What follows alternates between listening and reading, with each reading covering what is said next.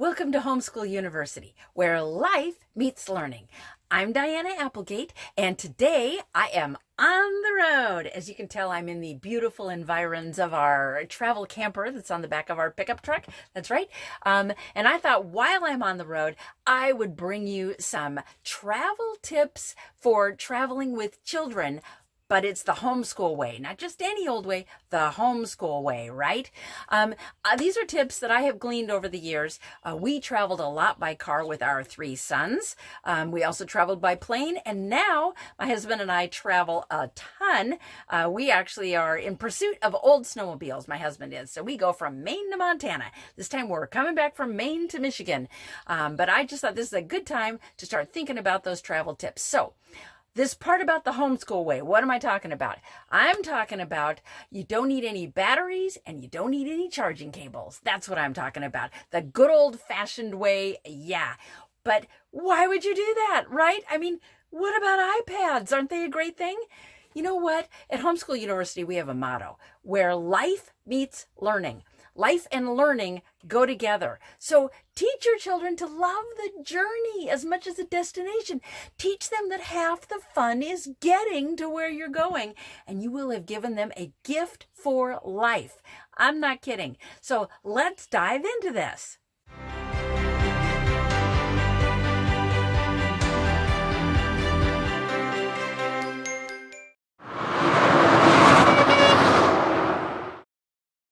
So let's start out talking about car travel, right? Because that's the most common one. I have a little card here with some notes on it so I don't forget anything. Let's see. Oh yeah, okay. So car travel, all about long-term amusement, right? I mean, the child's contained, doesn't necessarily have to be super quiet, but they do have to be occupied for a long period of time. So how are we going to do that? Well, let's see. Let's start out with backpack for each child. That's right. Just a regular old backpack, right? There are a couple items that mom puts in that backpack. Number one would be snacks. Got to have snacks. Number two would be a portable book light, a clip-on book light like this, just goes right on the book. So you have light for whatever you're doing, right? The rest of it goes in the backpack. Hey, guess what? That kid gets to pack it. Seriously, when I go on a road trip, I want to take things that are going to occupy me that I chose. I don't want someone else picking out the stuff that's going to keep me busy. Well, no different for this. A child should be able to choose the things that they want to keep them occupied. Our oldest son always took, about 85 pounds of books, seriously, in his backpack. The youngest one crammed every toy he could possibly get into the backpack. They were all in there. The middle one preferred to do like word puzzles, that sort of thing. So those are things that he had in his backpack. But everyone had their own stuff. Everyone was much happier. Just saying, works every time. So the next thing you want to know for a trip like this, I'm going to reach for it here, you want to have a gazetteer. That's right. This happens to be a nationwide gazetteer.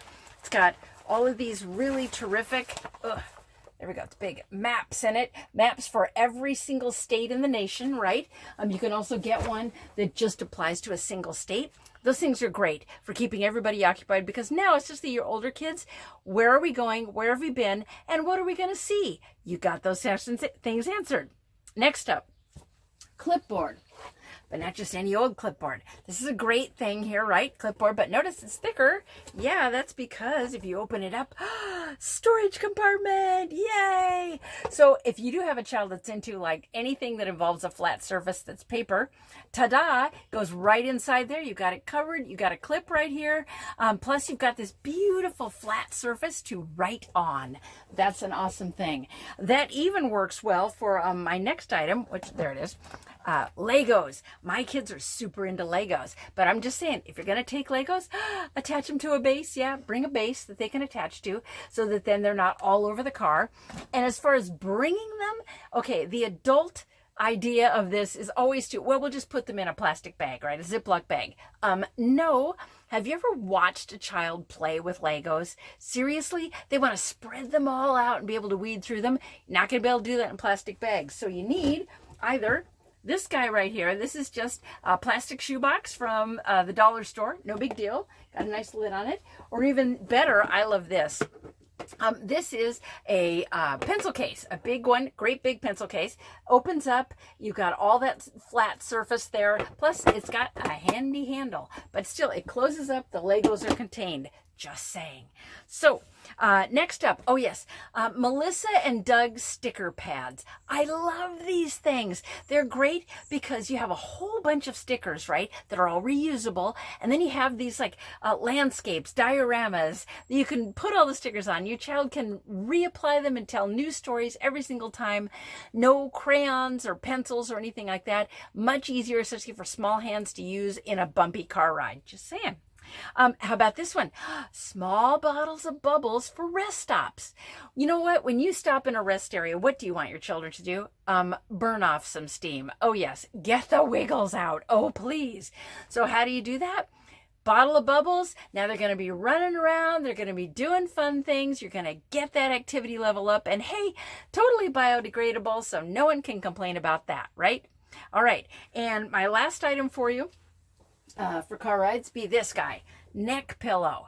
These things are great. This particular one happens to have a little valve here so you can deflate it or blow it up as you like. It's also got a zipper on it so you can actually take the cover off after you deflate it and wash it. That's a huge plus, right? These things are great to avoid the bobble-headed child, though. Neck snapping thing, right? And also sliding out of the seatbelt as they're trying to sleep, maybe up against the car window. Nope, you got it covered. And with that, you're going to want to include a little lap blanket for each kid, because I'll tell you what, air conditioning in the car, it gets cold. Not to mention, I personally am one of those people, I can't sleep without a blanket. So give me a little blanket for my lap, I'm good to go. So there you have it, some great car tips for the travel on that long distance thing. We'll be flying at an altitude of 30,000 feet. Next up is plane travel. Plane travel is a little different because it's not just about amusement, but it's also about the child has to be kept still and quiet. And you have space limitations, okay? So how are we going to deal with that? Well, number one, you're still going to do the backpack, right? Mom's still going to put snacks in it, but she's also going to put a hoodie in. A hoodie is invaluable because it could be a blanket on the plane if child wants to take a nap. It could certainly be, something that keeps them warm when they're traveling through the airport, because a lot of them are overly air conditioned. Or in the wintertime, now you've got a hood if you need it, if the weather turns inclement, whenever you get there. All those things. But again, kid packs, but a little proviso on this one. Mom has to approve what goes into it because, can you say TSA? Yeah, you don't want to have to leave anything behind because the TSA agent goes, you can't take that. No. Okay, next thing. How about suckers and gum for the ears? When the plane goes up, the cabin is pressurizing. When it comes down, the cabin's depressurizing. Makes my ears hurt. Something to suck on or chew makes a huge difference. How about, oh, this is a great one, card games that are based on board games. Yes, these are games you couldn't possibly take on the plane because a million different pieces, right? But you can play the card game. What fun is that? I think I got those from the dollar store. I mentioned earlier the Dot-to-Dot. This one is a Buki Dot-to-Dot. Oh my gosh, these guys are awesome. These Dot-to-Dots are the bomb. I really love these. And they have them going up to like 20, up to 100. This one happens to be up to 50. How about some of these little homework helpers, challenge mazes, word puzzles, right?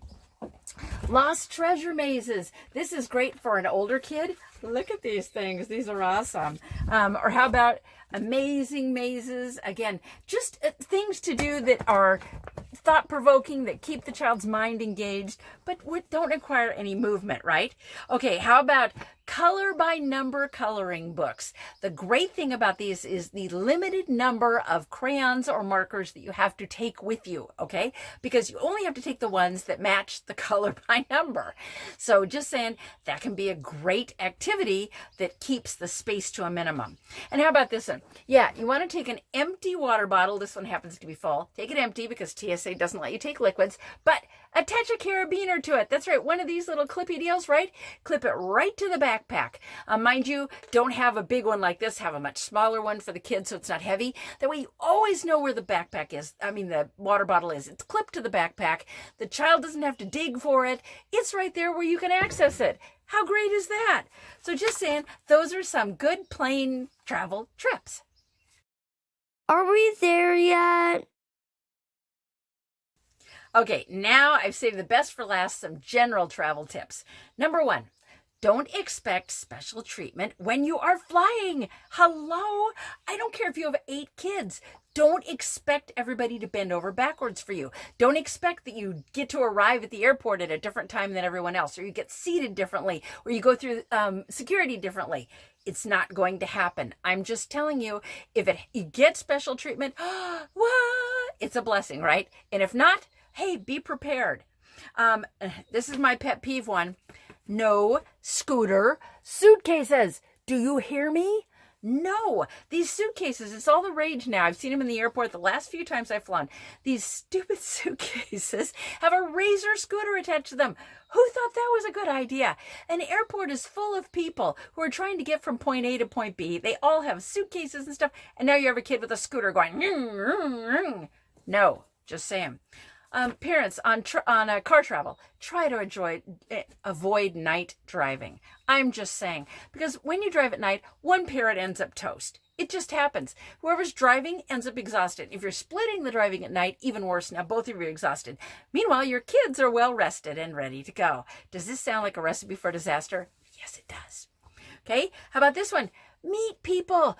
Take the time to meet people. If someone is friendly or says hello to your child, take the time to talk to them and meet them and discover that people everywhere are different but the same. What a cool lesson. Here's a good one for you. No sugary snacks. Hello. It's really tempting to say, oh, we'll get special snacks for the trip.